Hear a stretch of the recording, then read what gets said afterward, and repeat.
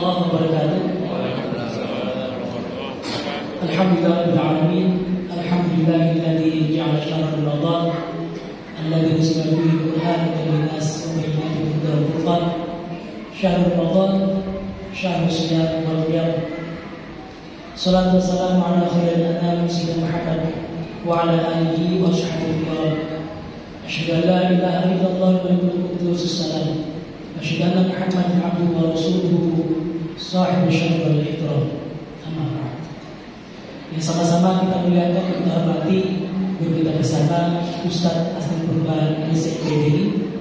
Alhamdulillah beliau telah hadir di tengah-tengah kita. Menerobos hujan ya Ustaz ya.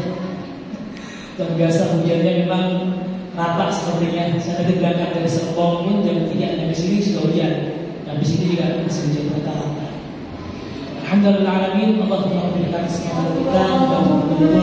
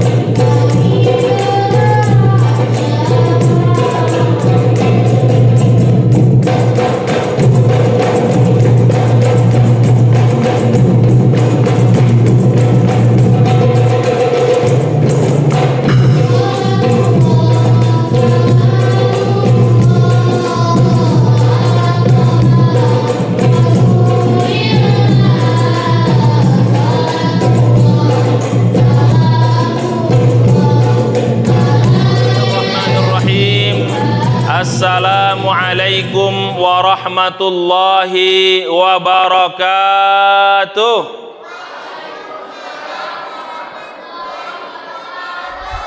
Kalau saya katakan pantun, biasanya cakep ini dijawab amin. Ya, dulu saya nggak berani, sekarang udah berani, udah selesai. Jadi kalau saya katakan pantun, jawabannya amin, nggak usah cakep. Oke?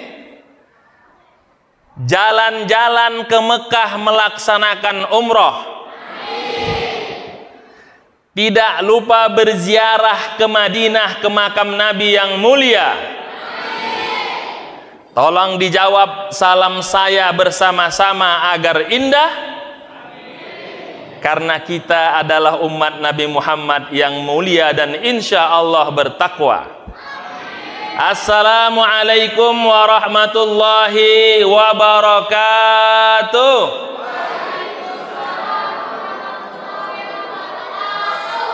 Alhamdulillah.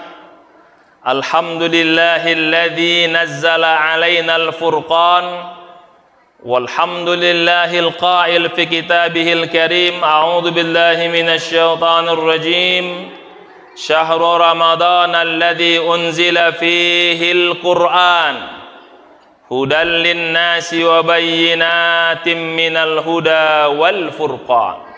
Shadaqallah.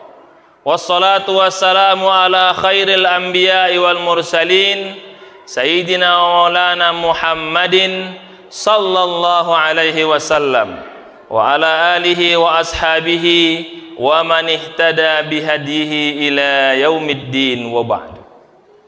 Adik-adik, Bapak Ibu yang dirahmati Allah Subhanahu wa taala, yang pertama kita ucapkan alhamdulillah diberkahi hari ini dengan turunnya rahmat Allah Subhanahu wa ta'ala. Hujan itu keberkahan.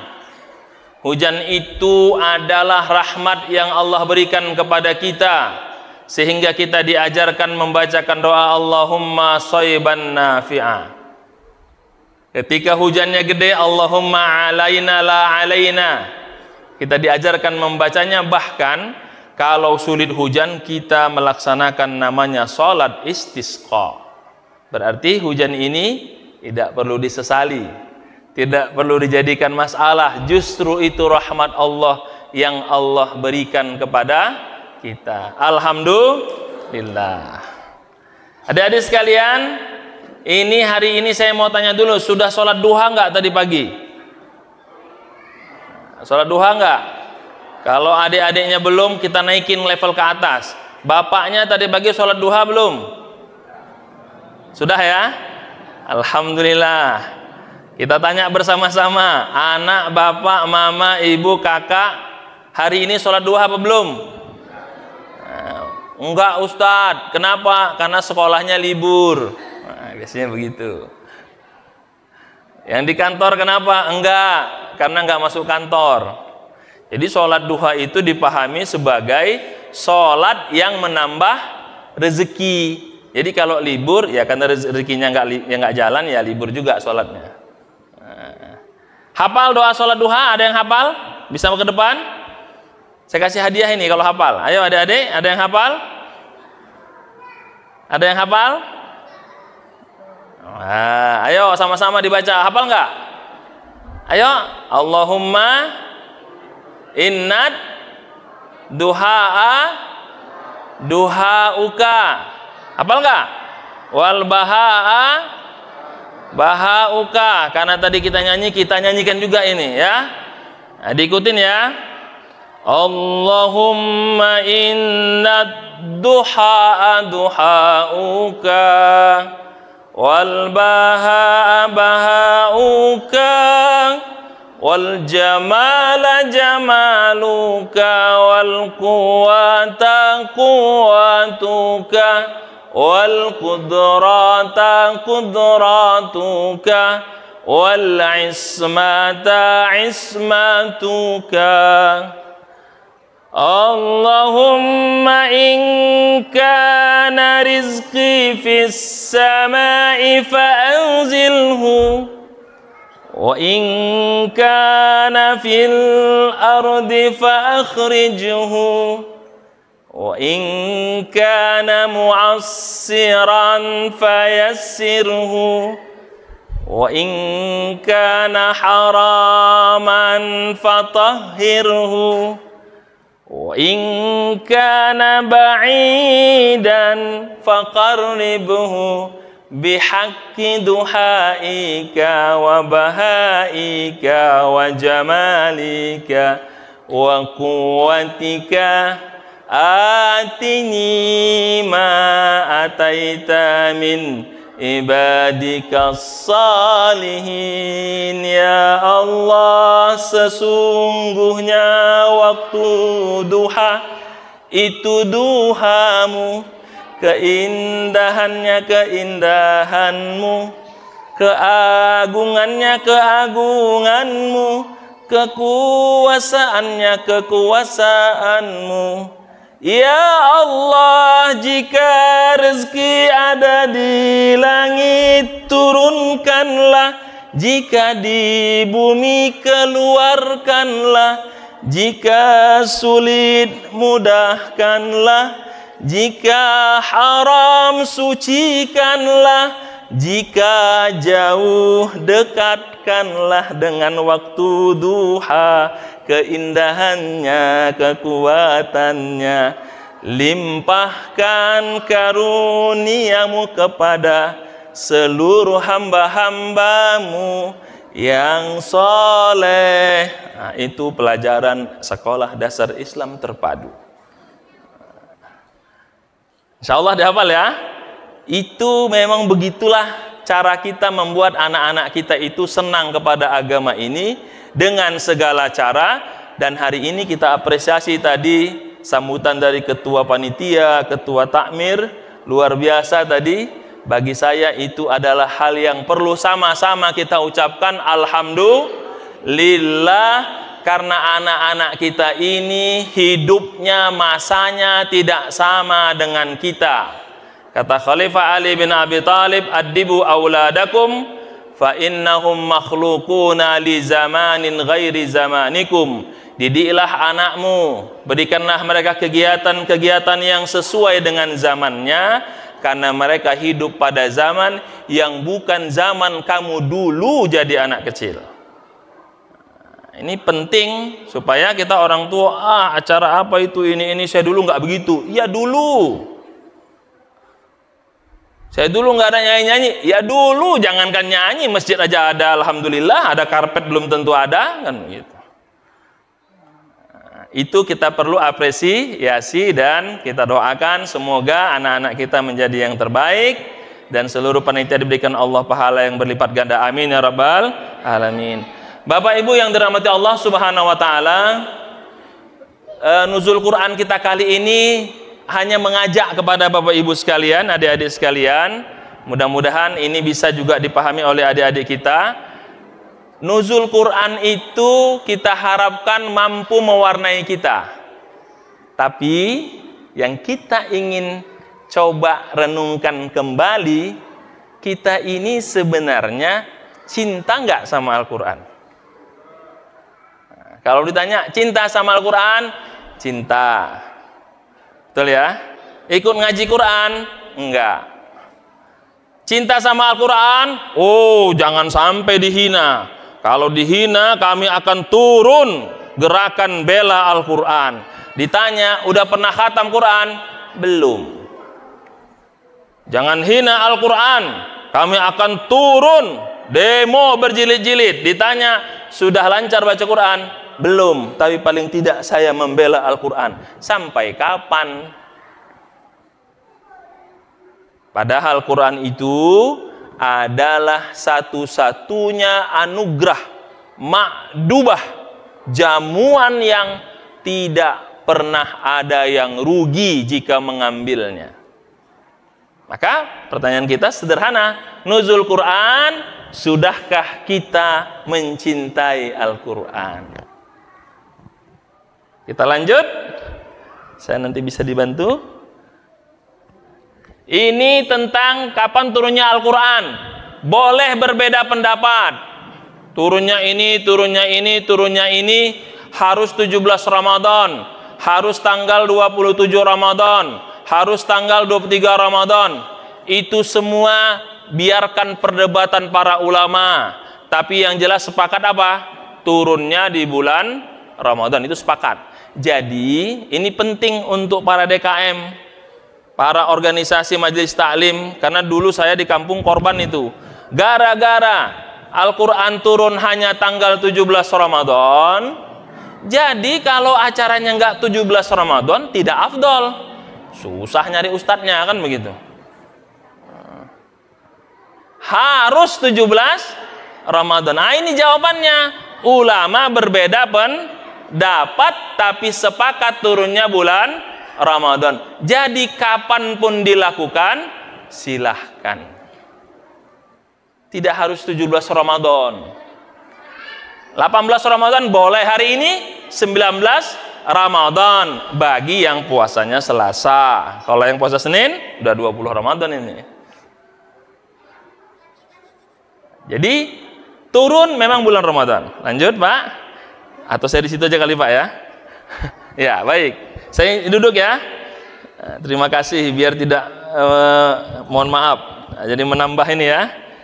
Baik, kalau ditanya turun Quran itu ada berapa fase? Ini untuk Bapak, untuk anak-anak nanti kita lewatin. Rujukannya adalah kitab Manahilul Irfan. Apa itu? Salah satu referensi utama dalam ilmu Al-Quran. Siapa pengarangnya? Siapa pensyarahnya? Syekh Zarqani. Ada 3. Syekh Zarqani ini bukan istilah yang kita sering ledekin ya, jarang ngelakoni, bukan. Syekh Zarqani ini ulama besar, pensyarah kitab Imam Muwatta. Dia mengarang kitab Manahilul Irfan untuk menjelaskan titik temu sebenarnya Quran itu kapan turunnya. Ada 3 fase. Yang pertama, dia sudah diselesaikan di Lauhil Mahfuz. Rujukannya a'udzubillahi minasyaitonirrajim bal huwa Qur'anun Majid fi lauhin mahfuz. Di situ poinnya. Yang kedua, diturunkan ke Baitul Izzah atau Baitul Ma'mur. Apa dasarnya? A'udzubillahi minasyaitonirrajim inna anzalnahu fi lailatul qadri. Ayat yang lain inna anzalnahu fi lailatin mubarakah. Baru fase yang ketiga turunnya melalui malaikat Jibril. Nah, inilah yang turunnya berangsur-angsur sampai kurang lebih 23 tahun, 13 tahun di Mekah, 10 tahun di Madinah. Nah, jadi biar tahu dulu, start rujukannya adalah Manahilul Irfan, Syekh Az-Zarqani, 3 level. Turun dalam bentuk Lauhil Mahfuz. Baru turun ke Baitul Izzah. Itulah malam Ramadan sekarang ini. Baru turun berangsur-angsur melalui malaikat Jibril alaihis salam. Seluruh proses ayat Al-Quran itu diturunkan melalui malaikat Jibril. Jadi kalau ada ayat tanpa melalui malaikat Jibril, berarti itu bukan ayat. Biasanya hadis qudsi. Apa itu hadis qudsi? Datang dari Allah dengan lisan Nabi. Jadi apa itu hadis qudsi? Wahyu dari Allah, tapi langsung melalui lisan Nabi. Tapi yang melalui malaikat Jibril itulah namanya wahyu, yang sekarang kita namakan Al-Quran. Itu poinnya. Saya percepat saja. Kemudian kesimpulannya untuk adik-adik, yang pertama, Quran itu diturunkan surah apa pertama? Al-Alaq 1 sampai 5. Ini biasanya untuk adik-adik untuk soal ujian UTS ini. Yang kedua, ayat yang tadi diturunkan surah Al-Maidah ayat 3. Ada mengatakan Al-Baqarah 281.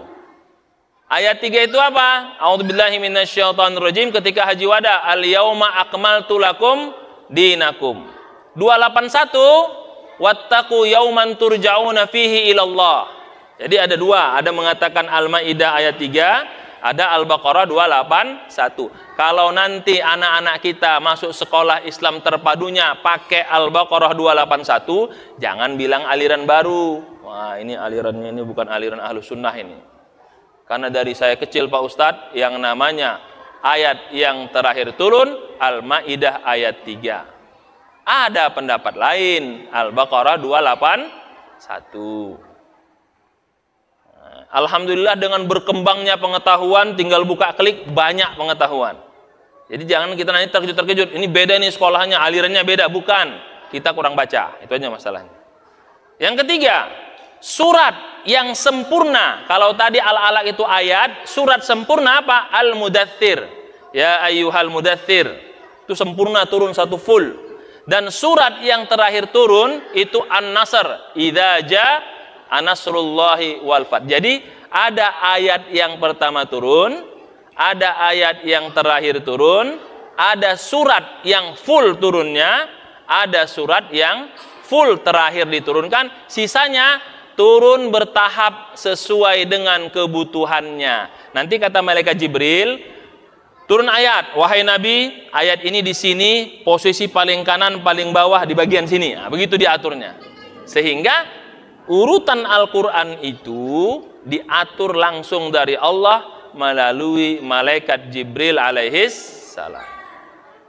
Kemudian ada berapa juznya? 30 juz. Kemudian ada berapa suratnya? 114 surat. Surat pertama apa? Al-Fatihah. Surat terakhir An-Nas. Bagi yang sering sholat tarawih, insya Allah kalau sudah masuk An-Nas berarti berakhir sholat tarawihnya. Alhamdulillah. Kalau sudah nanti masuk imamnya Bismillahirrahmanirrahim, Qul a'udzu, berarti selesai itu. Enggak mungkin awal tarawih langsung Qul a'udzu birabbin nas. Yang dibaca Ustadz tadi betul itu urutannya kan? Itu kan rentetan sholat tarawih itu. Kalau yang 2-3 dari Al-Hakumut Takasur itu, pelan-pelan gitu. Dan anak-anak kita biasanya sudah tahu itu. Kalau sudah masuk bacaannya idza jaa bentar lagi selesai itu. Nah, begitu ya. Nah, urutannya begitu. Kemudian berapa ayatnya? 6.236 ayat. Ada yang mengatakan 6.666 ayat. Dalam tafsir Al-Munir dua pendapatnya. Yang 6.666 ayat itu ditambahkan bacaan basmalah dan ayat-ayat yang dinasakh, sehingga totalnya 6.666 ayat. Tapi yang dalam Al-Quran yang kita baca sekarang ini, yang bismillah bukan bagian dari surat Al-Quran, hanya pada surah Al-Fatihah saja, maka itu totalnya 6.236 ayat. Berapa huruf?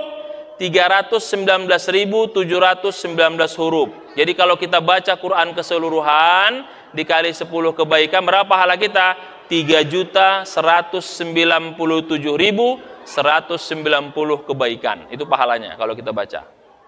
Nah, alhamdulillah itu. Jadi yang sudah khatam Quran hari ini, alhamdulillah. Mungkin dari DKM juga perlu diapresiasi anak-anak yang sudah khatam Al-Quran. Ditanya, nanti Ustadz dia bohong. Nah, itu urusan dia sama Allah itu. Ditanya aja. Itu motivasi. Tapi paling tidak ada kebanggaan anak-anak kita sudah ada khatam Al-Quran. Diteruskan semua. Tadi dikatakan ketua DKM betul. Kenapa Quran itu mulia? Dari zat yang maha mulia, diturunkan pada malam mulia, kepada nabi melalui malaikat yang mulia, kepada nabi yang mulia, kepada umat yang mulia. Jadi yang membuat mereka mulia karena Quran itu. Dari zat yang maha mulia, Allah Subhanahu wa taala, di malam yang mulia, malam Lailatul Qadar, melalui malaikat yang mulia, Jibril alaihissalam, kepada manusia yang mulia, Nabi Muhammad sallallahu alaihi wasallam, kepada umat yang mulia, umat Islam. Itu mengutip perkataan Syekh Al-Mas'arawi, salah satu ulama qurra tertinggi saat ini di dunia. Jadi kalau yang ikut lomba-lomba qiraat itu, ada namanya Syekh Mas'arawi, dialah ulama tertinggi. Kemudian Dr. Aiman, dia katakan kenapa dia mulia? Karena prosesnya dari zat yang maha mulia berakhir kepada umat yang mulia, yaitu kita umat Islam. Jadi jangan bilang umat Yahudi lebih mulia, tidak. Dulu iya, sekarang kita yang paling mulia, umat Islam. Kuntum khaira ummah. Kalian adalah sebaik-baik umat. Paling tidak ada 3 poin penting. kenapa kita harus percaya kepada Quran ini? Satu, bahwa Quran itu sampai saat ini satu-satunya kitab suci yang orisinil. Silahkan. Kitab Taurat bahasa Ibrani sekarang nggak ada aslinya. Terakhir kitab Taurat Injil itu hanya berbahasa Arab yang ada di Vatikan, namanya Injil Barnabas. Tapi bahasa aslinya nggak ada. Yang ada terakhir bahasa Inggris King James. Itu yang terakhir itu.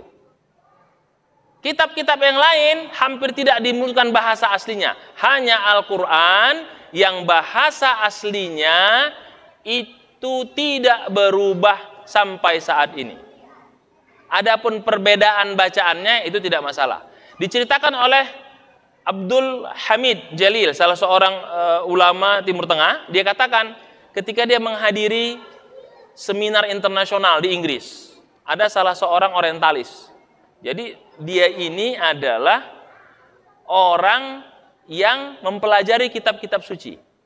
Kata dia, aku tidak pernah menemukan susunan kalimat yang luar biasa yang itu bisa dihafalkan oleh siapapun, bahkan seorang anak kecil, itu kecuali Al-Quran.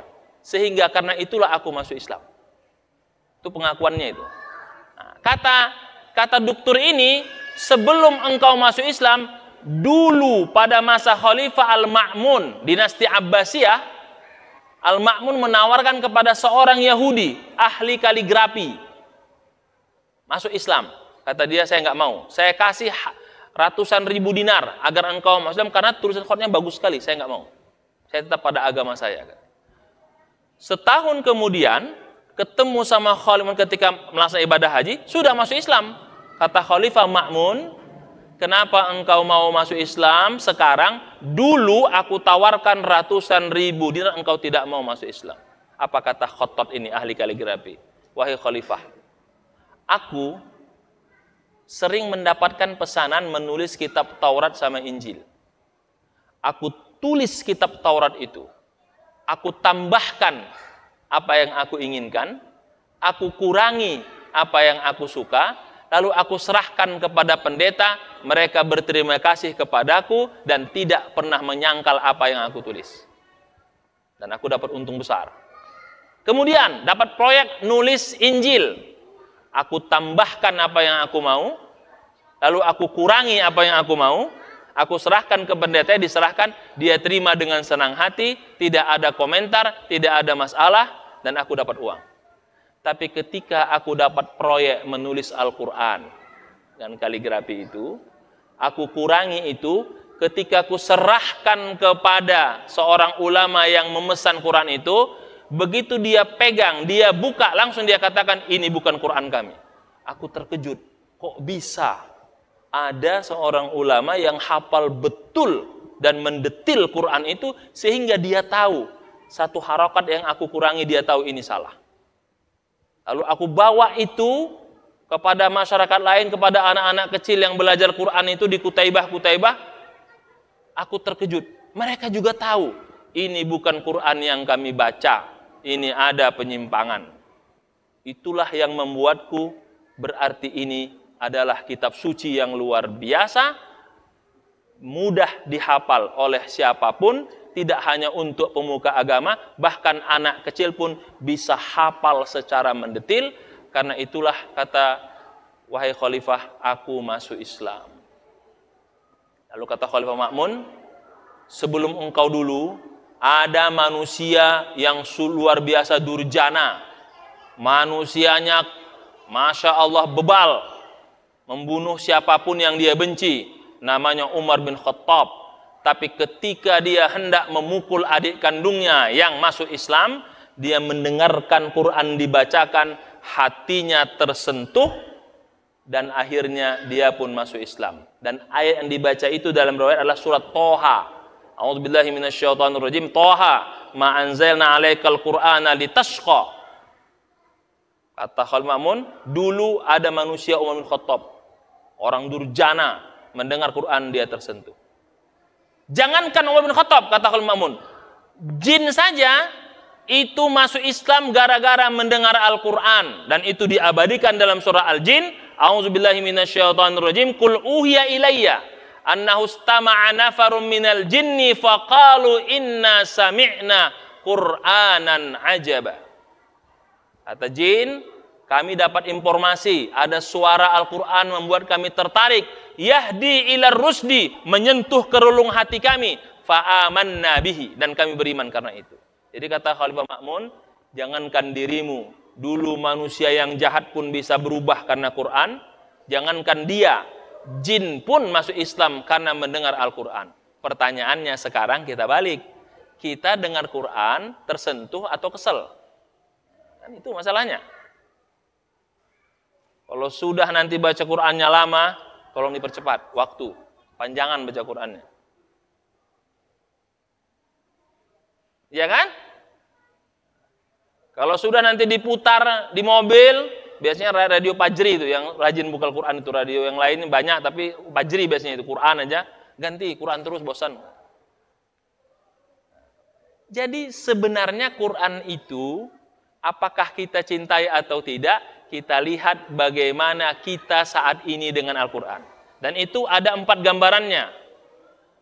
Nah, ini dia gambarannya. Apa itu? Membacanya kalau sempat. Ayo, siapa yang ngaku ini? Kalau nggak sempat, nggak dibaca. Dulu, sebelum ada WA, koran dulu baru Quran. Setelah ada WA, WhatsApp dulu baru mushaf. Kira-kira kita masuk yang mana? Membacanya kalau sempat. Waduh, nggak sempat baca ini. Kenapa harus ngambil wudhu? Katanya, siapa bilang? Sekarang pakai HP udah bisa kok. Aduh, pakai HP nanti ini belum diinstal. Nah, siapa bilang? Sekarang pakai pendengaran suara earphone bisa kok. Ya nggak mau baca aja. Membacanya kalau sempat. Kita masuk nggak kira-kira itu? Wah, kayaknya masuk. Simpan dalam hati. Yang kedua, mempelajarinya kalau hati sedang mood. Wah, lagi bulan Ramadan nih belajar. Habis Ramadan libur, tahun depan belajar lagi. Makanya ustadznya enak, materinya itu aja diulang, karena dia udah lupa. Mempelajarinya kalau hati sedang senang, lagi semangat belajar, habis itu libur.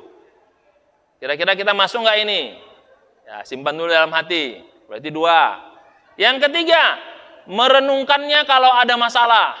Ada masalah, mau dipecat, dapat ayat. Ya Allah Ustadz, menyentuh sekali ayat ini. Cocok dengan masalah saya hari ini. Nah, gitu ya. Ya Allah, tadi qoriknya baca ayat, ya Allah Pak Ustadz, luar biasa. Pas dengan keadaan saya hari ini. Merenungkannya kalau ada masalah. Kalau nggak ada masalah, nggak usah direnungin, tinggalin. Kita masuk ketiga ini, simpan lagi. Yang terakhir, ini agak ekonomis. Mengamalkannya kalau menguntungkan. Supaya nggak diganggu hantu, baca Al-Fatihah. Supaya banyak rezeki, baca ayat 1000 dinar. Supaya posisi jabatan nggak digeser kursi, baca ayat kursi. Supaya menang pilkada, baca Qulillahumma malikal mulki tu'til mulka man tasya. Mau anaknya ganteng, baca surat Nabi Yusuf. Kalau anaknya cantik, baca surat Maryam. Ibunya belum lancar baca Quran, yang dia baca surat Al-Lahab. Maka lahirlah anaknya Abu Lahab. Apa itu? Mengamalkannya kalau menguntungkan. Nah, kira-kira kita masuk yang mana ini? Membacanya kalau sempat, mempelajarinya kalau hati sedang mood, merenungkannya kalau ada masalah, mengamalkannya kalau menguntungkan. Kita masuk yang mana? Masuk semua. Sama-sama kita baca Astaghfirullahaladzim. Berarti cinta kita kepada Quran hari ini palsu. Ini kita renungkan bersama, ini serius masalah begini. Hampir seluruh kita tidak lari dari 4 fenomena ini. Kalau sempat dibaca, kalau enggak ya udah lewat. Kalau lagi ada waktu belajar, belajar. Tapi kalau sudah terganggu dengan yang lain, apalagi ada friendly match kan itu, untuk lolos babak penyisihan, tinggalin itu. Yang senang bola, kalau bola tinggalin. Senang bulu tangkis, lagi ini final All England nih, tinggalin. Yang ketiga, kalau ada masalah direnungkan, cocok ayatnya. Ya Allah Pak Ustadz. Nah, kalau nanti sudah masuk pemilihan umum, cocok logi ayatnya. Dipakai itu semua ayat itu, dihubung-hubungkan. Apa hubungannya ada aja. Dan terakhir apa? Kalau menguntungkan aja di amalan. Ayat-ayat andalan. Kalau kita semua ini, inilah sikap kita, berarti cinta kita kepada Al-Quran masih palsu. Kalau begitu, apa yang harus kita lakukan? Apa yang harus kita lakukan? Saya dapat foto ini menarik juga. Quran dikasih bunga ya. Wah, menarik ini. Cinta kepada Quran. Kan begitu? Yang kita lakukan pertama, kita harus beretika kepada Quran. Jangan pernah menyentuh mushaf kalau tidak kita berwudu. Tapi saya pakai HP Pak Ustadz. Betul, tidak salah. Tapi Rasul menganjurkan di antara adab kepada Quran, usahakanlah membaca Quran dalam keadaan suci. Kalaupun tidak sempat, baru boleh. Tapi kalau sudah sangat mendesak. Memang pakai HP kan nggak perlu wudu. Tapi kalau bisa wudu, wudulah.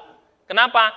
Karena itu adab kita kepada Al-Quran. Nggak usah jauh-jauh ibu-ibu sekalian, bapak-ibu sekalian. Kita kalau punya baju baru, luar biasa kita jaga. Apalagi baju itu dapat tanda tangan Ustadz Hadi Hidayat. Dapat tanda tangan Ratu Elizabeth, dijaga itu.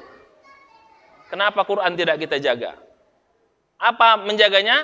Berwudulah sebelum menyentuhnya atau membacanya. Yang kedua, apa adab kita? Kalau dibacakan Quran, minimal bacalah ta'awuz.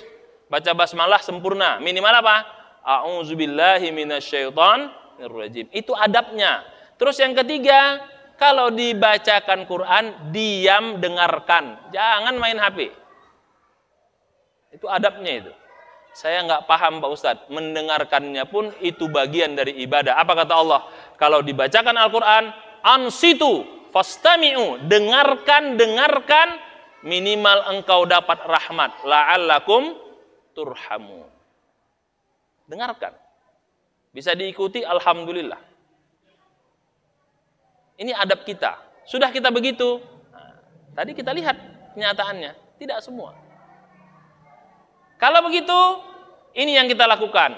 Agar kita cinta kepada Al-Quran, pertama, kita galakkan membacanya.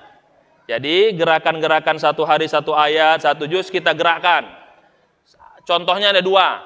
Kalau ikut Abu Musa al-Ash'ari, semua tempat baca Quran. Habis merah susu, baca Quran. Habis makan baca Quran, duduk baca Quran, mau tidur baca Quran. Itu Abu Musa al-Ash'ari. Di kereta api baca Quran, sampai kumpul reuni baca Quran dia sendiri. Bukber bareng dia baca Quran sendiri. Nah, itu berarti gennya Abu Musa al-Ash'ari itu. Wah, saya nggak sanggup Abu Musa al-Ash'ari baca di mana-mana. Nah, ikut Mu'az bin Jabal. Apa Mu'az? Dia siapkan waktu. Jam segini baca Quran, jam segini baca buku, jam segini istirahat. Nah, itu Mu'az bin Jabal. Kita kayaknya dekatnya ke Mu'az bin Jabal. Tapi kita Mu'az bin Jabal minimalis. Sekali seminggu baca Qurannya. Nah, itu ya. Mu'az bin Jabal itu tiap hari ada waktu khusus disediakan. Itulah tadi satu hari satu ayat atau satu juz. Nah, kita kayaknya dekat ke Mu'az bin Jabal itu. Disediakan waktu. Tapi yang minimalis. Sekali seminggu, itu pun pengajian rutin. Atau sekali sebulan. Siapkan waktunya. Yang kedua, tazkiyah. Apa tazkiyah? Bersihkan diri. Karena kita berwudu menyentuh Quran itu. Kedua, bersihkan hati. Jangan baca Quran itu hati kita sudah kotor. Makanya banyak orang yang cerdas, pintar, tapi karena hatinya kotor, dia tolak Al-Quran itu. Nggak terima dia. Saya waktu mengikuti seminar waktu kuliah di Al-Azhar itu, ada seorang orientalis, 7 orang dari Indonesia Romo dikirim ke Mesir untuk belajar bahasa Arab, hafal Quran. Kita kadang dalam hati, dia hafal kita belum, kan begitu? Masih kuliah kan? 7 orang tuh Romo dari Indonesia dikirim belajar bahasa Arab, belajar Quran, hafal semua. Tapi apa kata Syekhul Azhar? Kalian gak usah minder sama mereka, kata Syekhul Azhar. Mereka hafal Quran, mereka paham ilmu Quran, bahasa Arabnya bagus, tapi hidayahnya nggak ada. Kenapa? Karena Allah sudah menjanjikan, a'udzubillahi minasyaitonirrajim, inna hadzal Qur'an yahdi lillati hiya aqwam. Hanya orang-orang berimanlah yang dapat hidayah membaca Al-Quran. Jadi hati kita yang dibersihkan. Kata Imam Yusuf Qardawi dalam kitab kaifa nata'amal ma'al Quran itu, hatinya harus siap menerima kebenaran. Jangan ketika baca, wah nggak cocok di saya ini, nggak masuk akal saya, tinggalin. Nah, itu masalah kita ya. Yang ketiga, taklim. Tadi kata ketua yang betul, mengajarkan dan belajar. Dan redaksinya apa? Belajar dan mengajarkan, selevel. Jadi belajar mengajar itu sama. Justru yang belajar itu pahalanya double. Kalau dia susah, dapat pahala susahnya. Dapat pahala belajarnya. Gurunya dapat pahala sabar ngajarin dia. Jadi sama itu. Sudah? Satu huruf dapat 10 kebaikan.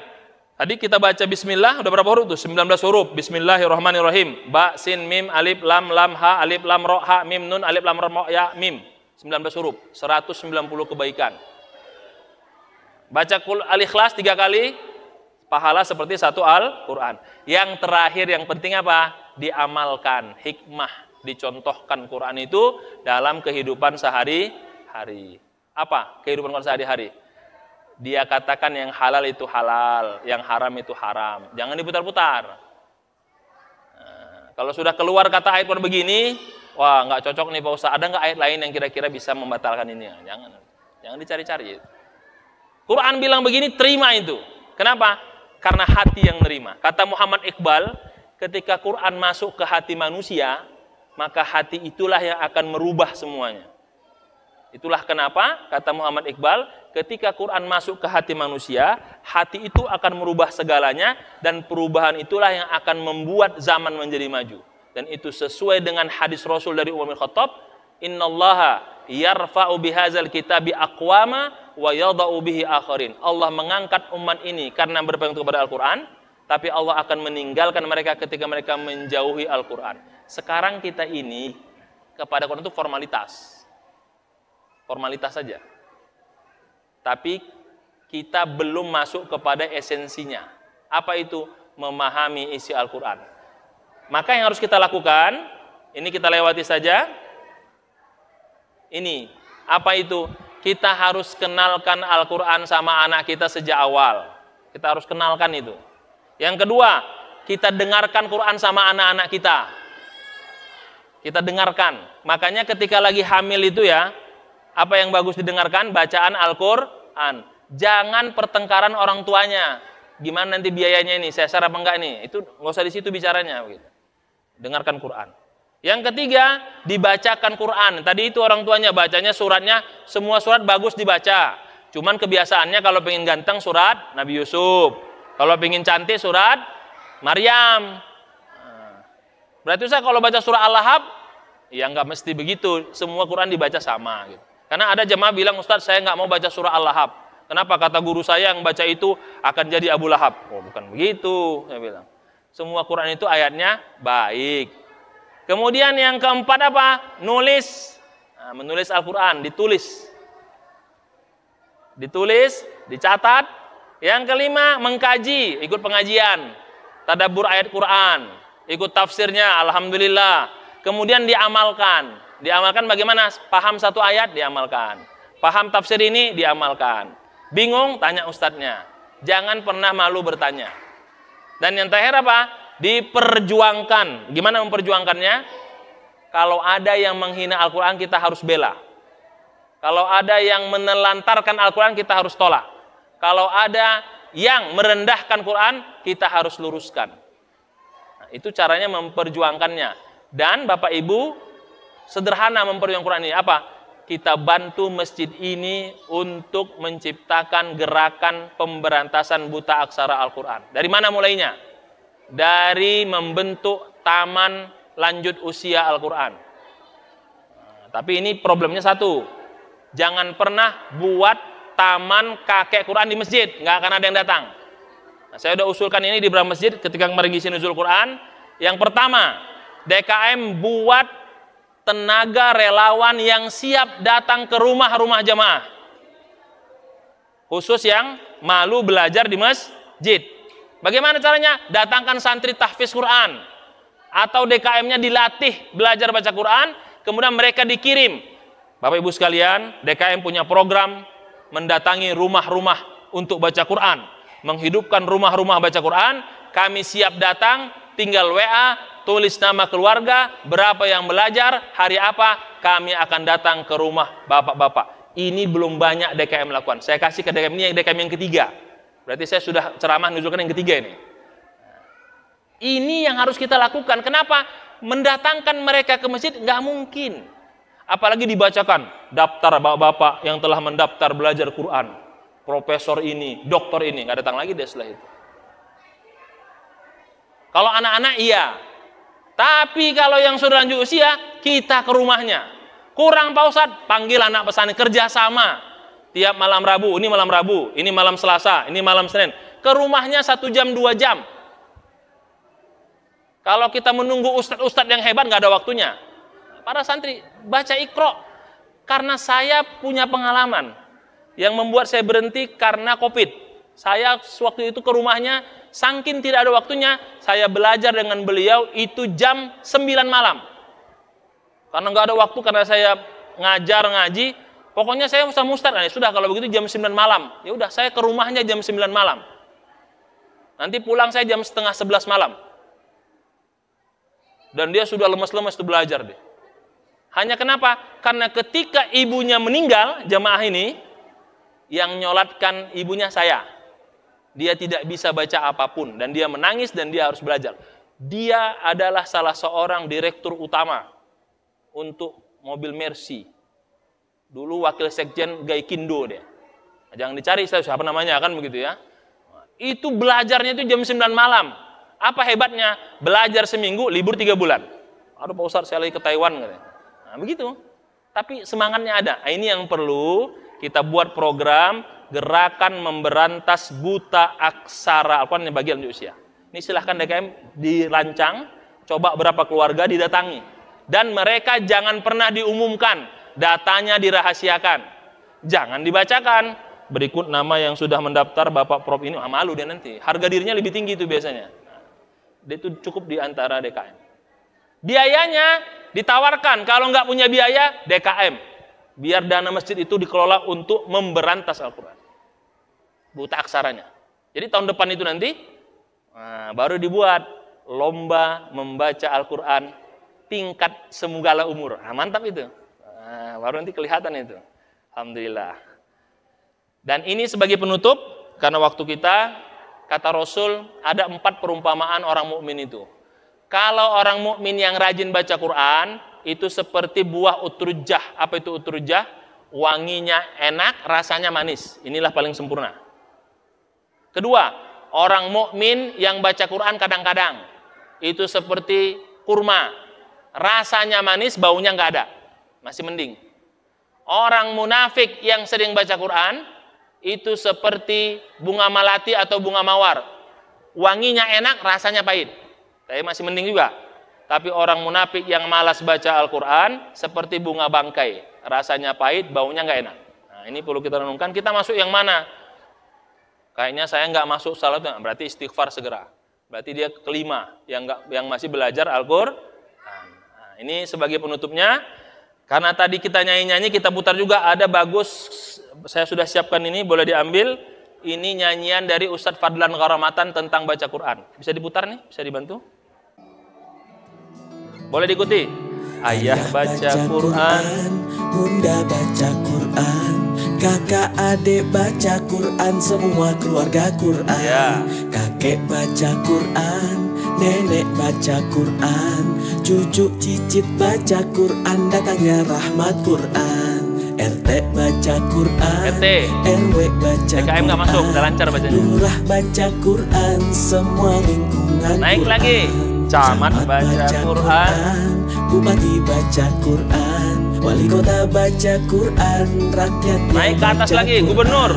Gubernur baca Quran, menteri baca Quran, presiden baca Quran, negara rahmat Quran, negeri jadi Quran, akhlaknya pun Quran, tingkah lakunya pun Quran. Kita masuk kedua, lagunya sama-sama kita nyanyikan ya. Biar kita tahu sama-sama. Ayah baca Quran, bunda baca Quran, kakak adik baca Quran, semua keluarga Quran. Kakek baca Quran, nenek baca Quran, cucu cicit baca Quran, datangnya rahmat Quran. RT baca Quran, RW baca Quran, lurah baca Quran, semua lingkungan Quran. Camat baca Quran, RKM nggak masuk ya, bupati baca lancar Quran, wali kota baca Quran, rakyatnya baca Quran. Gubernur baca Quran, menteri baca Quran, presiden baca Quran, negara rahmat Quran, negeri jadi Quran, akhlaknya pun Quran, tingkah lakunya pun Quran. Terima kasih. Assalamualaikum warahmatullahi wabarakatuh.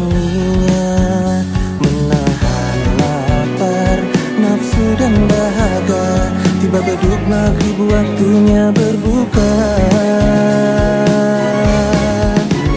Allahumma lakasumtu wa bika amantu wa ala rizqika aftartu bi rahmatika ya arhamar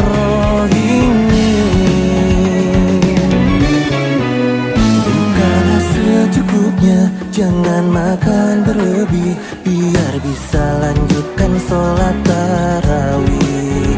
Berbanyaklah ibadah, tak lupa tadarusnya, sholat 5 waktunya tetap terjaga. Ngabuburitmu nunggu waktu berbuka, tiba azan maghrib tak lupa berdoa.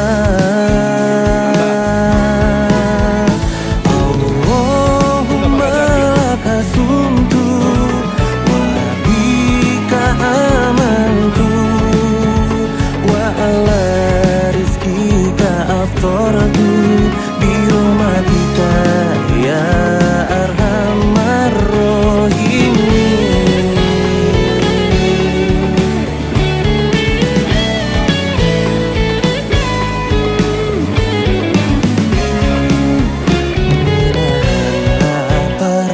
Nafsu dan dahaga, tiba beduk maghrib waktunya berbuka. Allahumma lakasumtu wa bika amantu wa ala rizqika aftartu bi rahmatika ya arhamar rahimin.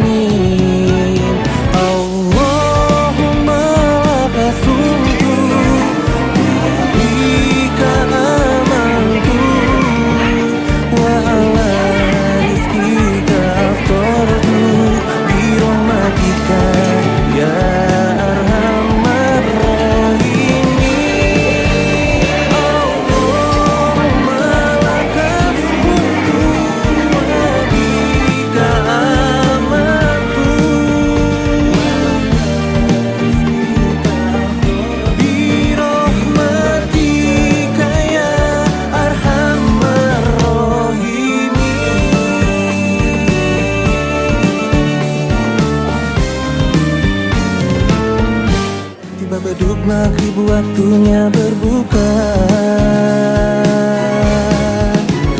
Allahumma lakasumtu wa bika amantu wa ala rizqika aftartu bi rahmatika ya arhamar rahimin. Secukupnya, jangan makan berlebih, biar bisa lanjutkan sholat tarawih. Berbanyaklah ibadah, tak lupa tadarusnya, sholat 5 waktunya tetap terjaga. Ngabuburitmu nunggu waktu berbuka, tiba azan maghrib tak lupa berdoa.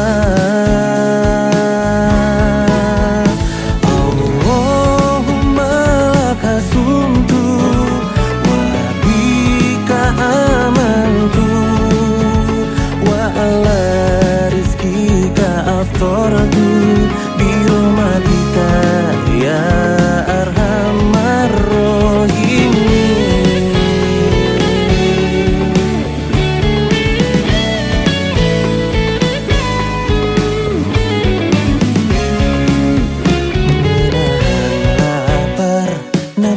dan dahaga. Tiba beduk maghrib waktunya berbuka.